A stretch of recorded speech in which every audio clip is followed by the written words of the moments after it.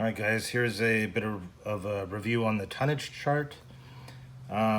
So the tonnage chart tells you everything you need to know. It has the top die, the bottom die, it shows the piece of metal, it has the minimum length of flange there. The thickness of metal is the T, right? It gives you all the definitions. Inside bend radius is the R. V is the width of the bottom V die. So it gives you all the definitions here with the diagram. Right here it shows you the gauge and also in decimals of an inch. So 20 gauge all the way to 10 gauge, and then it goes into fractions of an inch, and everything in this column is decimals of an inch. The V dies are up here. So that's the width of the V dies. And then basically it's going to be going the two columns together to find out what your tonnage is. And it says here that the, what does it say? It's going to be tons per linear foot.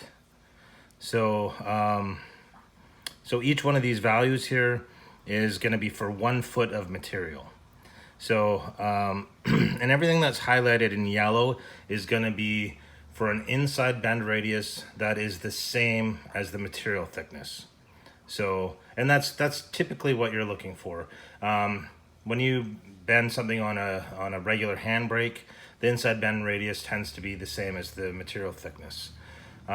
If you are doing something more fragile, like a type of aluminum that fractures easy, you're going to want an inside bend radius that's quite a bit more, but you'd have to look at an aluminum chart for that type of aluminum, telling you what the safe inside bend radius would be for it.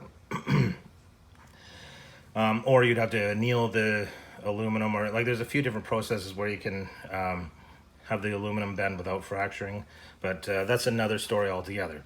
So anyway, the yellow highlighted ones are going to be the optimum for having an inside bend radius the same as the material thickness, or where the bottom V die is 8 times the material thickness. Hopefully you guys remember that from before.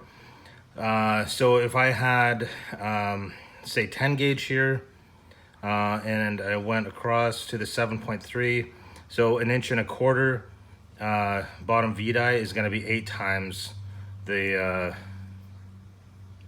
8 times 10 gauge will give you that width of 1.25 inch. Well, actually a better example would be the 1/4 inch one here, because it's easier to see that it's 2 inches is 8 times 1/4, right? And that's going to end up being 15.5 tons per linear foot of material. So if I had 1 foot, it takes 15.5 tons of pressure to bend it for 1/4 inch material. If I had 2 feet, it would be 31 tons, right? So however many feet, you have to calculate it and work it backwards to that tonnage. Now on sometimes questions on tests, they'll give you a value of they'll tell you one of these things and you'll have to find the third, but the charts are fairly easy to navigate as long as you know what you're looking for. Something to point out though, here on the bottom, it tells you some allowances or adjustments to make for soft brass. Your tonnage is 50% of the pressure shown, so half of what you come up with as a calculation.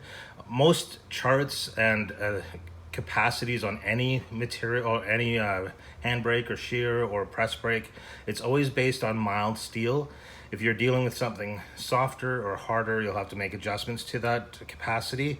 This chart here tells you soft brass, aluminum are 50% of the pressure shown. Stainless steel is going to be 50% more than the pressure shown.